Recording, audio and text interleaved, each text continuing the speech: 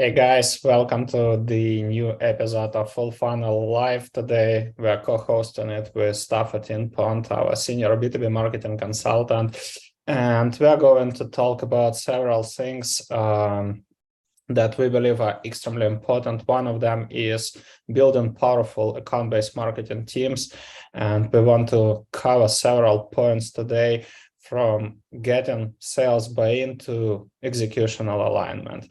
Unfortunately, we have analyzed the audits that we have done in 2021, 2022, and we looked at the conversations that are happening in our trenches community, conversations with our clients, students, etc. And we have noticed one unpleasant trend, which is all about having siloed teams. So marketing team does their own stuff, sales team does outbound, and that's a huge problem. And we have seen that even skilled marketing teams are experiencing the same issue. They are doing demand generation, brand awareness programs, which are pretty cool, but this is like pouring more water into a leaky bucket. So all these activities result into different engagement and occasional opportunities, right? But there is no real process of leads handoff and alignment with sales on how to capture that demand and how to activate target accounts. And quite often it leads to infamous marketing and sales war, when sales start blaming marketing for low quality leads. And obviously the leads that are coming, all companies that are coming from demand generation program, these are not leads at all, right? So these are companies that feed ICP and could be activated, but yeah, it creates a lot of mess and lots of companies are struggling with it. So we are going to cover several things, and that would be 5 reasons why sales push back collaboration with marketing, practical marketing and sales alignment, and how to build effective account-based marketing teams. And keep in mind, we are just saying ABM teams because for us, when marketing and sales start working together, this is already account-based marketing, right? You can call it revenue teams, revenue operations, whatever it is. For us, it's just normal account-based marketing, account-based experience is a modern slang. Whatever you'll apply, all is good, right? So before I'll kick it off, guys, where you all joining us from today? I'm again calling from finally warm Split. Where you all joining us from? Stapho, Belgium. Anita, hello from Toronto. Nice to see you. Charlotte from London. Cool. Eden from Israel. Lisa, Houston. Cool. Paul, London, Renly, as always. Okay, cool. Good to see you guys. So again, feel free to ask any questions. Feel free to jump in and ask your questions live if you want. So we'll have a lot of time to cover all the questions that you guys have. So let's start with 5 reasons why sales push back collaboration with marketing and don't support marketing campaigns. I don't know if you have seen my recent sketching, but generally speaking, I tried to— Beautiful. Yeah, beautiful, thank you. So maybe I would start selling it on Etsy at one point. But generally speaking, I'm gonna hang it behind me. Yeah. So generally speaking, I was reflecting as I was sharing with you, I was reflecting on the projects and conversations we had. And this is how we see both teams are operating, right? Sales doing outbound or lead generation, which is all about cold calling, cold emails, cold messaging, while marketing is in charge, let's say, of inbound part, ads, demand generation ads, retargeting or demand capturing ads, social content, blog content, right? Maybe newsletters, maybe some other activities like webinars, etc. But they are all done in silos. So sales are not involved in marketing activities, and vice versa, marketing isn't involved in sales activities, right? And from our perspective, and this is what we are doing with our clients, the prerequisite of successful full funnel B2B marketing is having this account-based marketing teams working together on the same goals. Obviously, it all starts with setting up the same goals and the same objectives for teams. And for us, I would just keep it really simple without diving deeply, because you might have some intermediary objectives, right? But generally speaking, the key metric that both teams should be aligned is revenue, right? And then if both teams are hitting revenue quota, then company is doing well. If company is growing, then the teams are performing well. If the teams are not hitting revenue quota, or company is not growing, or even worse, if company is stagnating, right, then we have a problem. And if I want to, in account-based marketing, right, one of the, let's say, leading indicators I would be tracking is target accounts engagement. Can we create more companies that are aware of our product and potentially have an interest in our product, right? This is one of the key things. And it's going opposite to conventional marketing mindset. Like probably you guys have seen multiple blog posts where marketers are talking about traffic, right? So we need to increase traffic. And even I remember the research by HubSpot, which is called State of Inbound. Basically, one of the challenges that B2B marketers are sharing every year is how to increase traffic. But the point is, what's the point of increasing traffic if you're not talking in terms of target accounts? Hence, what account-based marketing stands for, right, is generating awareness inside specific companies, or like we say, less leads, more revenue, right? Less, more. So less leads, more revenue, which means that for us, it's way more important that, let's say, 50 target accounts will consume a specific blog post, specific article, specific webinar, specific podcast episode, than just increasing traffic, right? Having 10,000 visitors that are not fitting your ICP, are not belonging to tier 1, tier 2 accounts means nothing. It's just like, for me, it's just waste of time, right? It's just reporting on a vanity metric that is not contributing to revenue. Obviously, if you are selling mass market product like Monday.com or whatever, Asana, right, and you're selling to multiple verticals, it's just like Coca-Cola, but in tech space, right? Then you can sell to everybody, and then it might work to you, right? But generally speaking, if we are talking about B2B companies with long sales, with high ACV, that's one of the points. Next, you need to have shared playbooks, right? And in these playbooks, you need to have clear timelines, cadences of touches, so who is in charge of what, who will be doing what, etc. Leading indicators depending on the playbook or campaign that you are running, right? You need to track different things. And one of the most important things is regular pipeline review. When marketing sits down with sales, and they discuss the pipeline. So pipeline, sales pipeline velocity, how close, and sales pipeline velocity from my perspective should be reviewed every single month. And outside this, obviously, marketers need to talk to sales, and sales should share account insights, what's happening with the pipeline, with accounts, what deals are moving forward, what deals are stalled, right? And then altogether, they should brainstorm, okay, how can we accelerate our pipeline? Are there any campaigns to expand opportunities with existing clients, etc.? In the majority of B2B companies, that never happens. So just to give you an idea, so when we start marketing audit and roadmap, and we ask marketers, do you know the status of your pipeline? Do you know your sales pipeline velocity? Do you know your revenue metrics? Do you know what's happening with opportunities? And unfortunately, marketers quite often reply that they have no clue what's going on. But then the question is, what marketing is responsible for, right? Because ultimately, we marketers, we want to grow revenue. We want to increase marketing sourced revenue, right? But how it's possible if we're not helping sales and we have no idea what's happening? So these are the main things. Aside from this, obviously, both teams should be aligned on go-to-market strategy, like ideal customer profile. It's crazy. It's really crazy when marketers are, let's say, serving with top-of-the-funnel activities, markets or companies that don't fit ICP, that basically don't fit sales vision of ideal customer profile.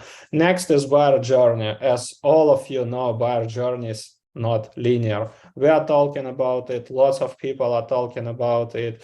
Paul joined us. I saw some stats that Paul shares on LinkedIn. So we all know this, right? But the question is, how many companies really understand their buyer journey, right? The journey of their clients. What are the stages? And when we are talking about buyer journey, what is really interesting is that companies, whenever this, let's say, whenever buyer journey appears on the agenda, companies think about the point when their clients reach out or purchase the product, right? And until the last, let's say, stages of legal onboarding, etc. But what is missed here? What is missed is actually the demand triggers, right? The demand triggers is these companies might not be buying your product, right? So what kind of content or what kind of marketing activity can attract their attention and can nurture, educate them so they should start considering purchasing a specific product? And next, where they would go to get additional information, right? Communities, social associations, etc. Maybe some specific events. So when we know this, we stop doing things that are not related to the buyer journey, because quite often we see the same motion that is happening again and again. And if you guys listen to the previous episode I hosted with Sam Kinley, lots of marketers will love to experiment, right? And marketers, sometimes they start experimenting with channels that are not related to buyer journey at all, right? Hey, because let's say one marketing influencer told TikTok is hot, I need to go all in with TikTok. And ridiculously, once we even heard this from the company that this company is selling expensive product to manufacturers, and these companies, and they are selling to engineers. And this company asked us, hey guys, what do you think? Should we go to TikTok and to Instagram? And I'm asking, like, have you ever asked your buyers, do they even have accounts there, right? So what's the point? And then they say, yeah, but just brand awareness, it's hot, etc. But what's the point of creating brand awareness in a channel where your buyers are not hanging out, right? And then you'll start getting questions from sales, why you guys doing that stuff that is completely irrelevant to what we are doing.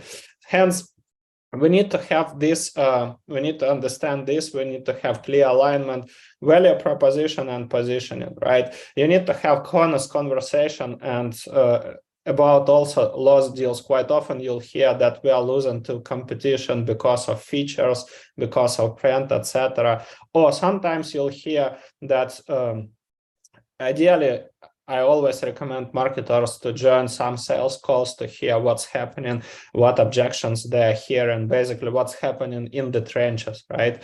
Quite often you'll hear the objections about that I don't understand what differentiates you from the competition, which will tell you that you need to nail it down, you need to have the same messaging with sales team. And common planning, right? So exactly what we are going to do, what is our highest priority? Is it expansion? Is it net new revenue? Is it acceleration if you generated enough pipeline, right? Okay, this is our highest priority. What exactly we as one team can do to basically now generating that revenue? That's really important. And finally, stack, right? The same. So quite often we see that marketing and sales, they have their own stack. Obviously, if sales has software for outreach, that won't be that relevant for marketing, but quite often you'll have the same, let's say, or shared software that could be internet data software, right? Website visitors, search alerts, etc. And then you need to have the ownership. You need to know who is tracking that software, who is supplying both teams with insights, right? And you need to make sure that both teams know how to use it. So the worst case for everybody is purchasing expensive software and having no idea how to use it or how to incorporate it into existing processes, right? And then getting questions from your senior leadership. It's not fun having to explain why you spent 40K on on a software and you have 0 results to show for it, and you don't even know who's using the tool. Yeah, that's true. It's not fun. Question from Anita: how do you define the actual metric of sales pipeline velocity? Yeah, so Stapho shared the formula, but generally speaking, what you put in the sales pipeline velocity is open deals in your pipeline. Next, you multiply it by your win rate and by your ACV, and then you divide it by sales cycle length, right? And then you can see basically what it shares. What it demonstrates is your revenue trajectory. And then you can start playing with these metrics, right? What's happening what will happen if we won't generate more opportunities, but will increase our win rate, right? What will happen if we'll shorten our sales cycle? What will happen if we'll increase our average contract value? And then you'll see that sometimes, and not sometimes, but in most cases, you can hit the revenue quota without generating new pipeline. So that's the point. That's why it's important to track it that way. So generally speaking, coming back to the reasons why sales are pushing back collaboration with marketing, we always talk to salespeople, and quite often we see this protective mindset. And then if they have the protective mindset, then it's an organizational problem. And if you guys are dealing with this, you definitely need to have a meeting with senior leadership and with sales to nail it down. So it stands for that sales don't want to share their accounts. Let's say you are running a podcast, or you want to run an event, right? And you want to invite existing clients or prospects from your pipeline, and then sales will say, hey, don't touch our accounts. I don't want to share, right? Don't bother them with your marketing stuff, etc. And this happens quite often. But generally speaking, if we have shared playbooks, right, what's the ultimate goal? We want to do something with these companies. We want either to generate opportunity or to accelerate that opportunity and win it, right, or expand the business. So marketing is not doing anything against sales targets. But when marketers and sales are not aligned, right, then this issue appears. Next, one of the things that we have seen, unfortunately, in many organizations is that marketing has no product and market expertise. Basically, when we are talking, like, do you understand the jobs to be done of your target users, right? For product, I'm now talking about product companies. Do you know how often do they use the product, right? Do you know to what alternatives they compare your product, etc.? Quite often, marketers can't answer these questions, right? And they don't have a good understanding of the competition and why their buyers might be considering different alternatives. And by alternatives, I mean not competitive products only, but quite often alternatives could be completely different solutions, right? So next, different KPIs. This is something that we have already covered. Obviously, if marketing goal is traffic, right, and I don't know, keyword ranking, and sales goal is revenue, then both teams will go into different directions. Next, marketing campaigns are not tied to revenue and don't contain a clear list of tasks, responsibilities, and timeline. So this happens quite often when marketers come and say, hey, let's do demand generation. Then the question from sales, okay, so but what demand generation stands for? Hey, but you don't get it, right? It's just like running ungated content with ads. But what's happening next? But next, you'll see, so we'll get inbound pipeline, etc. And you need to engage with accounts, but how exactly I should engage? Well, you don't get it probably. Of course, I'm kidding a little bit, but this happens. Sometimes we have seen it when marketers initiate the programs and can't explain how these programs are working, or how these programs will lead to pipeline and revenue. And keep in mind that if sales don't see a clear path of any activity where they should be involved, right, and there is no clear path to revenue, they would be always ignoring it. So, and finally, something that we have already covered, marketing doesn't understand the sales process and pipeline statuses, right? 7 steps to overcome it. The way how we look at it. Obviously, making both functions revenue responsible. That's number 1, right? Both teams. Obviously, in marketing, depending on your team size, right, and functions, different, let's say, functions might have different leading indicators, but generally speaking, the ultimate goal of both teams, right, should be revenue responsibility. Getting alignment about goals, challenges, ICP, buyer journey, marketing and sales processes. Fixing knowledge gaps. That's really important. But this is not only limited to marketers. The same is relevant for the salespeople. Again, we have seen with some companies we were joining, it was really crazy when we asked sales to describe the typical pain points that the buyers have and how the product solves these pain points, and they had a hard time to explain it. So my question is, how are they supposed to sell if they don't even understand this, right? So obviously fix knowledge gaps. And the same for marketing. Whenever sales will see that marketing has a weak position, when marketing doesn't know product and don't really understand the market, then they would be always trying to put marketing under their wings. Next, whenever you launch a new initiative, and whatever this initiative or campaign would be, always start on a small scope. So it just stands for one marketer, one SDR, and you do it on small scope, you commit, you document the results, and then you share the results with the rest of the team. Never involve everybody from your team in something that is not proven and not validated. Next, basically, as you see, you need to involve one SDR, and especially if you are now coming back to account-based marketing, right?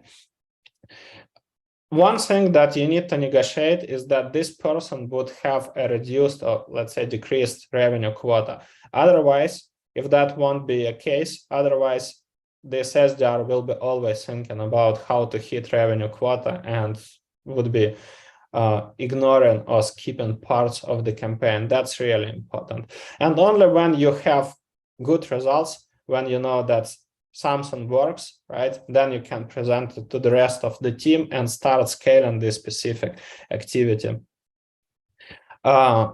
Question from Eden: we have some discussions on SDR in our company. Would you say this position is crucial for the basic of the activity? Yes, of course, but generally speaking, it doesn't matter who would be involved, SDR, account executive, right? I'm just not, it really depends on the, let's say, size of the company. If you're a small company, if you're a startup, right, how the roles would be called is not that different. What I'm saying is basically that you need to have one person from marketing and one person from sales, right? And then it really depends how your function will work. So SDRs, account executives, VP of sales, there are so many definitions and splits in the sales processes. I would just keep it simple, right? You need to have, and don't want really to talk about the sales process. What I'm going to share is that you need to have somebody from sales who would be involved in the marketing and sales collaboration. That's the most important thing. When it comes to ABM team functions, coming back to account-based marketing, right?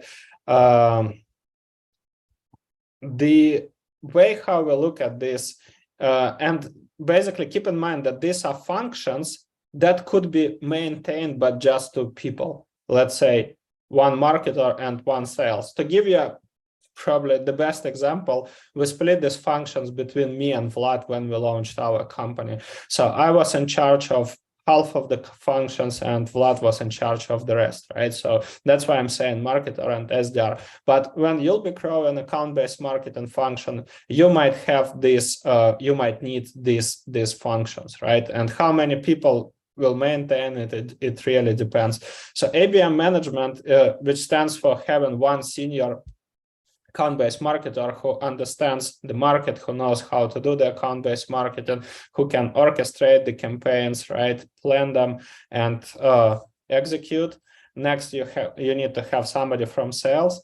You need to have somebody who would be in charge of intent and account research. And intent, it's just tracking all this software and platforms that can provide you information about account engagement, website visitors, webinar signups, engagement on social, mentions, searches, etc. Right? You define it. Generally speaking, you need somebody who will be tracking it regularly.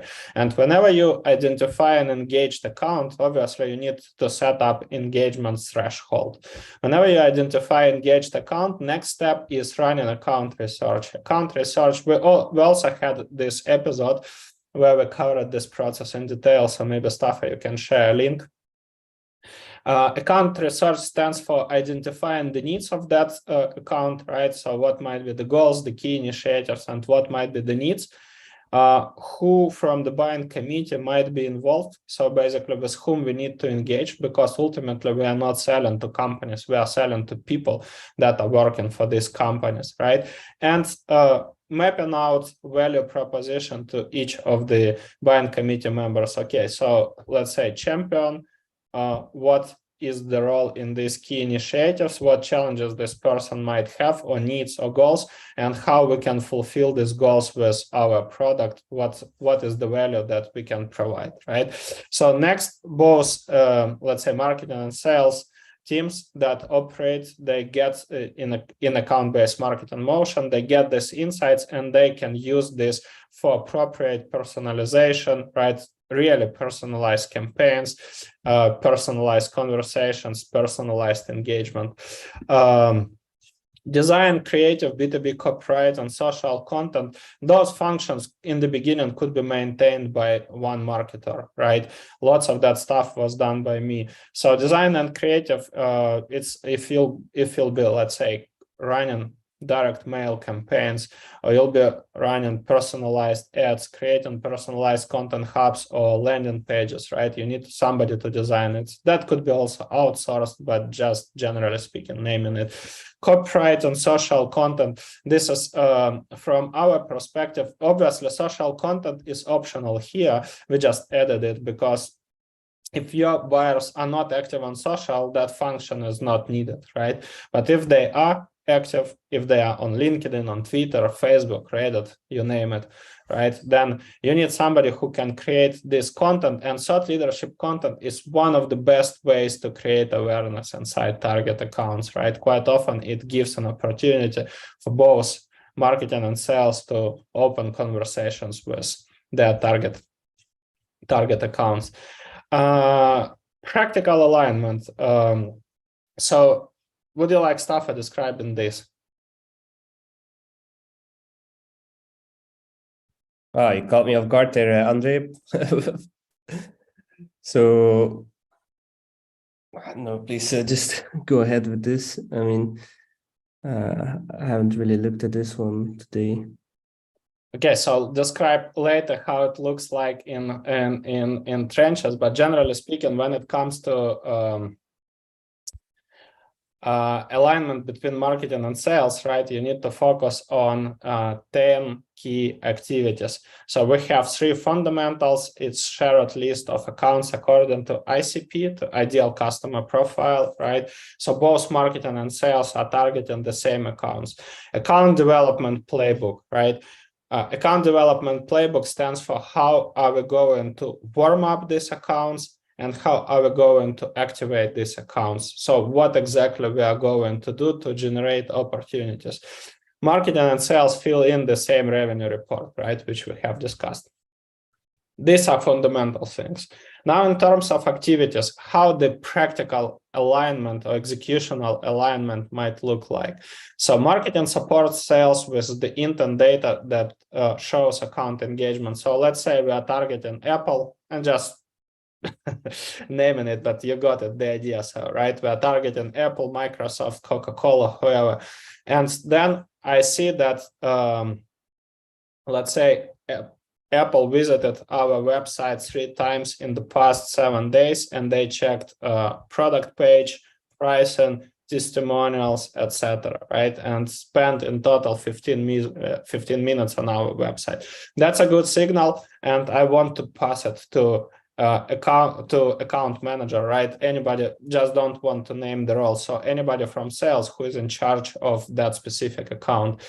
Next, sales share with marketing the account status, right? They are prospecting, they are talking to these accounts. Occasionally, time to time, you can jump into some sales calls, right? But generally speaking, we as marketers won't be doing this. So that's why we need to have this regular pipeline review. And also, if we are doing account-based marketing, also ABM campaign review, discussing what's going on with the accounts, right? Because sometimes we need to focus on engagement, right? We can see public engagement like sales, like the post of a specific buying committee member left a good comment, but we don't know what's happening next. And next, sales might have a good LinkedIn chat, and this LinkedIn, their inbox is not connected to CRM, so you won't see the full communication, right? Then that's why it's really important that we have this convo, so sales can say, hey, I spoke to Champion and they mentioned that I need to talk to, I don't know, John Doe, VP of IT, who would be our target decision maker. That's already progress, right? So what's next? What we're going to do? We are going to apply this specific playbook to activate John Doe. Next, marketing and sales set and share multi-channel alerts and share the insights, right? So what I'm saying here, right? For example, you know that your buyers are in communities like our Trenches community. In Trenches, you can set up, not in Trenches, but in Slack communities, you can set up notifications for specific keywords like ABM, demand generation, whatever it is, right? So the same if like your buyers are in Facebook groups, LinkedIn groups, which from my humble opinion are a graveyard. I don't know any good LinkedIn group, but that's a side story, right? Maybe there are some Telegram channels, right? Maybe there are some WhatsApp channels where these buyers are hanging out, Reddits, etc. Also, as probably guys, if you are following me, you know that I'm always saying that for a lot of you, your buyers might not be hanging out on social, right? Hence, you need to understand what are the niche associations you have on your market that you can engage, so you can track what's happening in these associations, right? What are the events? What is the content they are publishing, etc. So tracking all of this and then sharing with sales. Why? Because let's say your buyers are not active on social, but then, you know, there is a specific association. Like we were sharing this case study multiple times. We had this, we have partnered with HVAC Association in Belgium, right? And they were hosting, so for example, they are hosting a specific event where they're inviting engineers from our target accounts, and a lot of people are attending these events. Then we are sharing this with sales, so they could go there and get connected. Or maybe we can do a kind of collaboration with that specific association, right? So these are very important things. Next, marketing targets account with relevant content according to the collected insights. So that's why we need to have this account research. Again, let's say we are targeting Apple. Apple announces that they want to launch a specific initiative, whatever it is, right?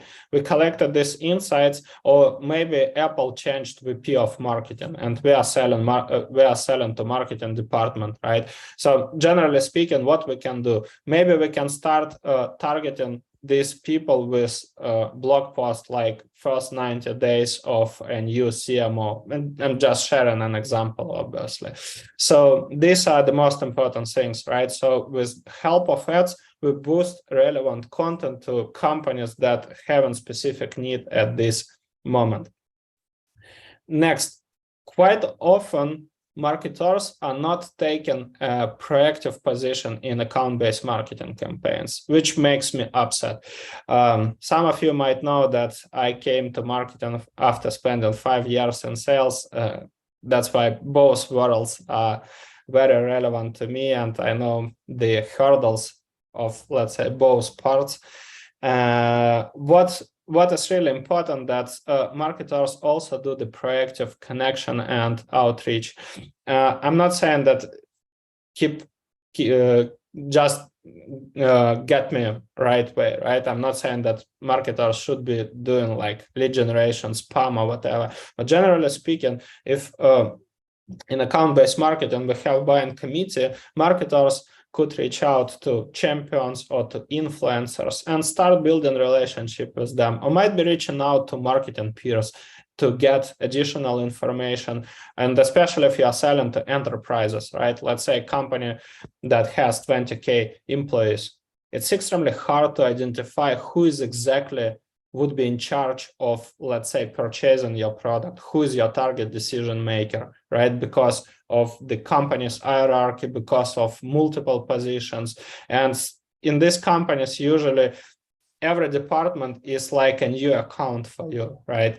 So you can collect lots of insights from marketing peers. And when sales see that marketers also taking proactive position, they are willing to help and to collaborate and be more engaged. Retargeting with relevant case studies and customer stories when the account is moved to the activation stage. I believe this is the most, let's say, understandable thing. This what the majority of companies are doing.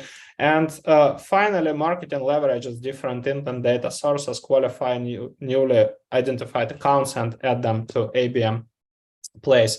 One of the goals we always evangelize the cohesive ABM and demand generation model. Why? Because if obviously, aside from inbound pipeline, the key goal of demand generation is supplying account-based marketing team with engaged accounts. One of the biggest mistakes is moving completely cold accounts to ABM programs, right? The best outcomes, the best results, basically the best outcomes from account-based marketing campaigns you'll be getting when you involve companies that already demonstrated a specific level of engagement, right? So they're already aware of your company, of your product. Hence, this is how this is how demand generation supports account-based marketing. So this is something that you need to keep in mind. Next one is setting up the team as a core part of ABM implementation. And actually, I would love to hear Stapho's perspective. Stapho joined our team, by the way, at the end of the past year, and was in charge of implementing some of account-based marketing campaigns. So it would be cool if you share your experience of building ABM teams together with our clients, B2B tech companies. Yeah, so this one I think is a very interesting topic, because it's one of those steps that are just so easy to read. It's like, it's in there, step 7, but then you end up just skipping it, and then you're in step 8 or whatever. And for some reason, everything kind of went sideways, and then you have no idea what happened. And then you start asking around, and this person actually, maybe the salesperson, they didn't actually schedule time to do the LinkedIn outreach, or another thing that could happen is that somebody thinks that they're not supposed to make content, but then the whole campaign halts around them. So there's many things that can go super wrong if you don't actually use the ABM team setup as part of the ABM process.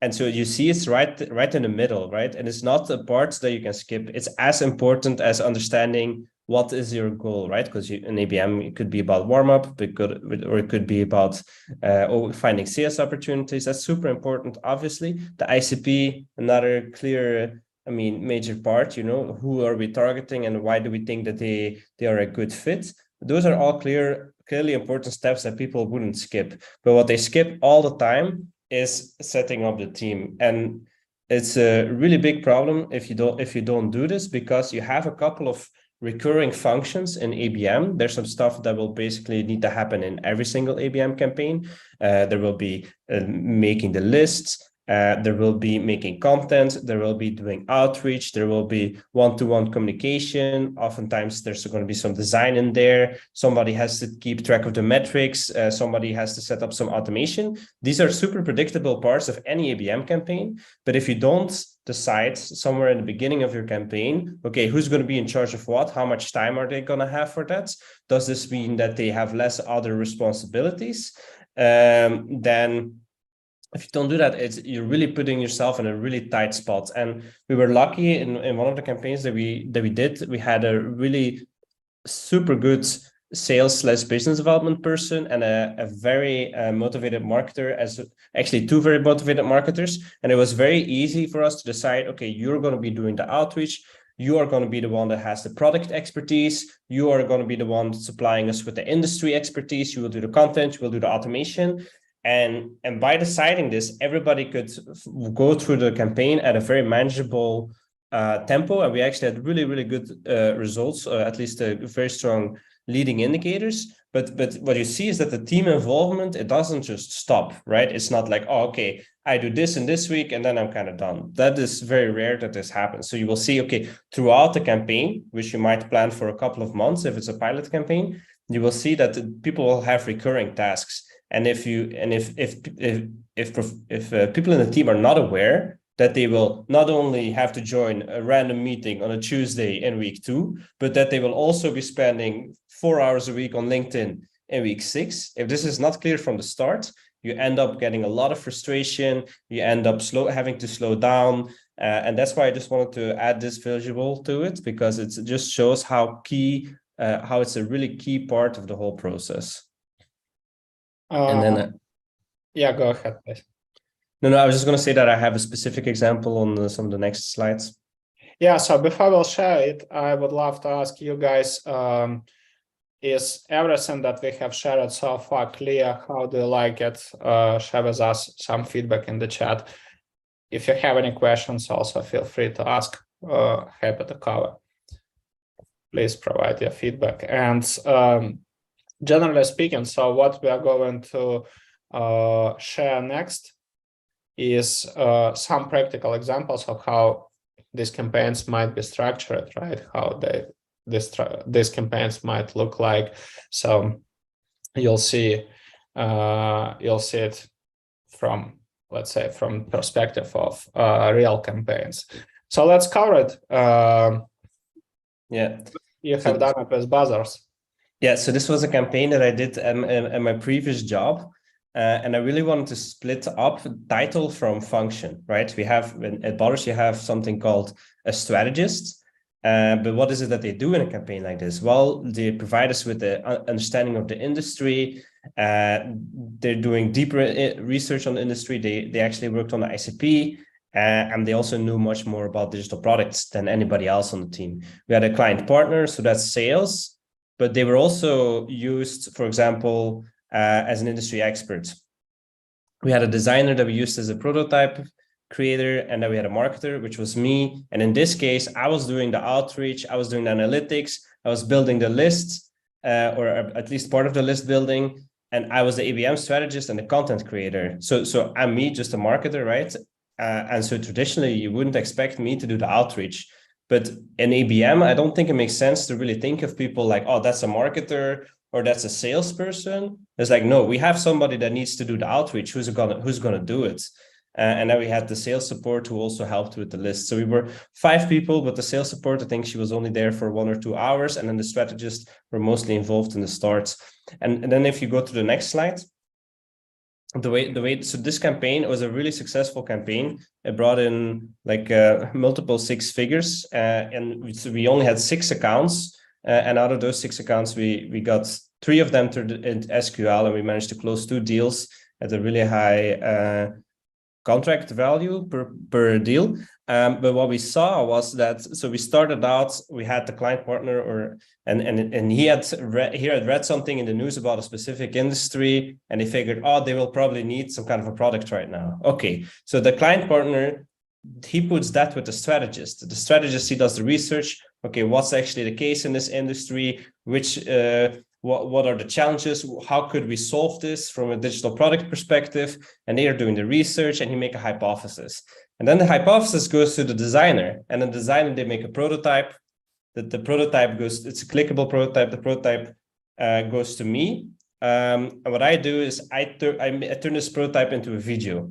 At the same time, the sales support is making the list. So it's a list which is based on companies that actually have the specific needs that we've uncovered from the news, right? So they're making a list, and I'm making the content. We post this post on the social media of one of the founders, and then we share this post in the DM with a couple of the target accounts. The people that reply, we invite them on a dinner, and then from there on out, we start the sales process. But if you look on the top row where you see the different roles, we say, okay, the client partner, he's a little bit in the beginning and he's a little bit in the end. We have the strategist, he's a little bit in the beginning and then it's kind of not needed anymore. The designer just had like 1 or 2 days of work. And you just see that the whole team kind of has to work together on this one campaign. It's totally different from what we would traditionally see, where we would say, okay, we have a demand generation team and they're on the one hand, and they're just like creating some content and doing some research or whatever. And then as soon as it has to be like an individual kind of outreach or one-to-one, it goes into sales, and there's really no involvement from marketing anymore, unless sales is like, oh, can you make a cool slides for this or that?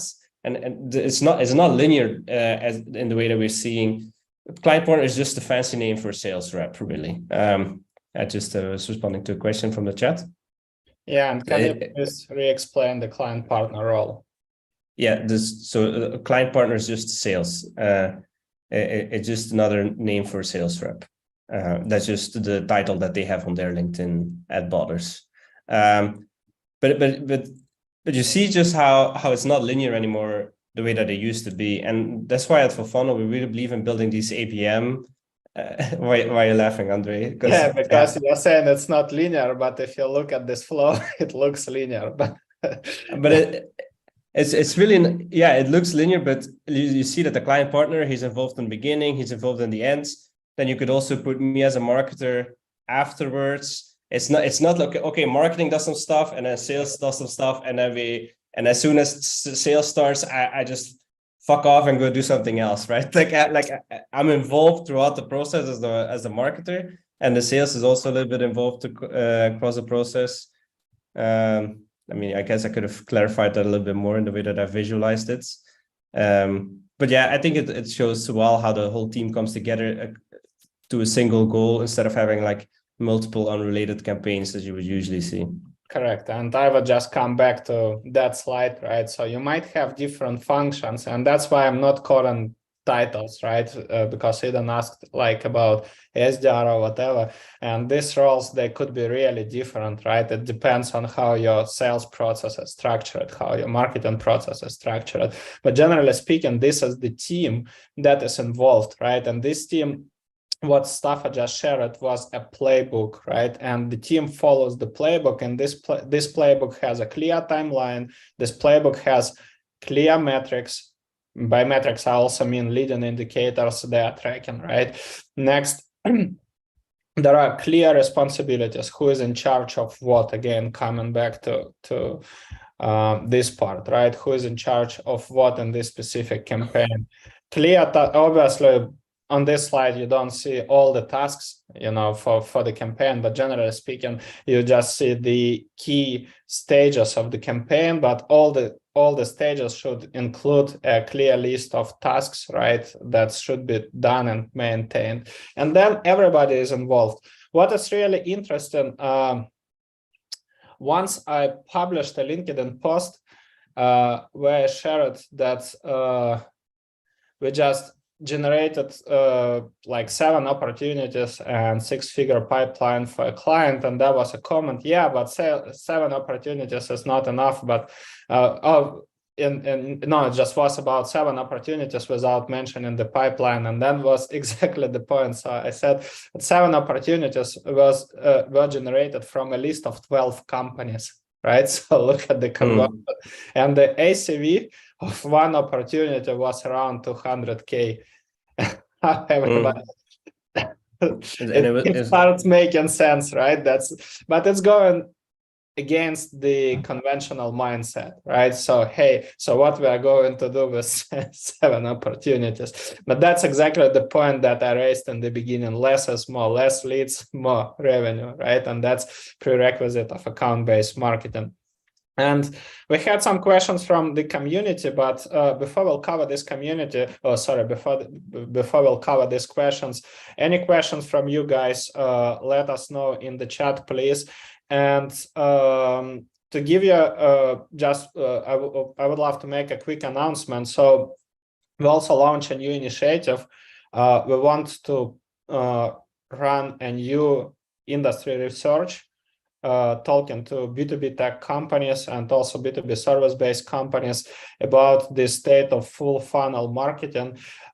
So what we would love to do is to connect the insights about the goals, marketing priorities, challenges, etc., right? B2B companies and B2B marketing teams more precisely are facing and how they are solving them.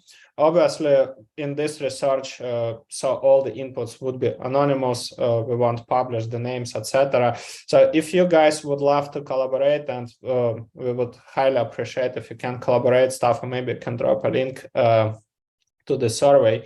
Yeah, so we can collect some insights, and approximately in 1 month we'll produce the results from that report and host an event to present the results, and then publish all the inputs that we have gained. Yeah, so please fill in the report. Would be great to hear your thoughts. A few questions we got from the community, and also, guys, don't hesitate to post your questions. Would love to cover them. So, a question from Kai: how should a food and beverage B2B POS company position ourselves and start with ABM when information is hard to get? So we are operating in Singapore with 2 little food biz owners with online presence. It's hard to even get hold of emails and number due to restrictions on data privacy.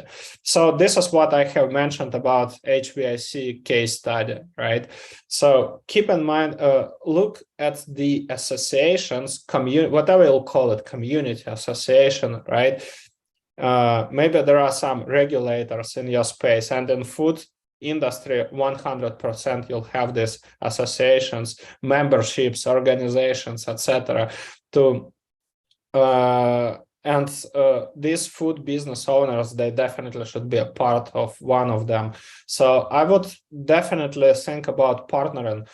This is what exactly we did with HVIC. There was no chance to target engineers from these biggest manufacturing companies in Benelux region with digital ads, LinkedIn outreach, whatever. Most of people are not active on social at all, right? So we have partnered with that association, did an exclusive event. They helped us to promote that event. Then that was obviously, I don't want to dive deeper into a specific playbook, but generally speaking, so the way how we were able to connect and engage with these target accounts was leveraging relationship with industry association.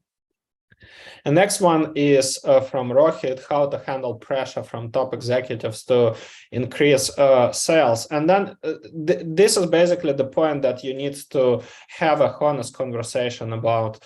Everybody wants to increase sales, right? But if your sales are not, first of all, what does increase sales means, right? You need to be realistic. Sometimes we're getting these inquiries. So company comes to us and says, hey guys, so we raised money, we want to triple our revenue. Okay, so let's look at your sales pipeline velocity. And then with existing metrics, right, you realize that it's just not realistic. The fact that company raised money doesn't mean that there is a magic wand that could, satisfy appetites of the investors. So you must be realistic. That's the first thing. The second one is analysis of historical growth of revenue, of pipeline, of win and lost rates, and analyzing why you are losing deals, right? What's happening? What are the weakest parts of full funnel marketing and sales? And then you need to have a honest conversation with everybody, right? Why we are losing opportunities? Maybe because of brand, maybe nobody knows us, nobody wants to bring unknown vendor or purchase unknown product, right? Maybe there is a lack of differentiation. Companies simply don't understand what makes us different, right, from already existing market leaders. What else, right? Maybe we don't have qualified salespeople. They don't know product. The same might be about marketing team. They don't understand the market, etc. So you need to be very clear about the challenges and the bottlenecks that you are facing, because the fact that you raised money and you have increased marketing budget doesn't mean that you will be able to triple revenue. You need to fix basically holes in your bucket, right, before pouring more water. Always explain it that way, right? Look at the realistic things, get alignment on challenges, on bottlenecks, right? And next, plan the programs to fix these bottlenecks and starting expanding opportunities with existing clients, accelerating pipeline, right? Generating net new revenue, you name it. So this is the way. And the only way to explain it is just to show it and prove by data. That's the only one thing that I know how to handle it. That was it for today. How did you like this episode, guys? Share with us your feedback, plus hearts, maybe type your favorite emoji, whatever. If it was bad, you can put thumbs down. Just love to hear your feedback. How was it for you? Was it valuable? Was it insightful? Thanks, Paul. Yeah, and thanks a lot for regularly supporting us. Yeah, thanks, Eden. Appreciate your feedback, guys. Yeah, and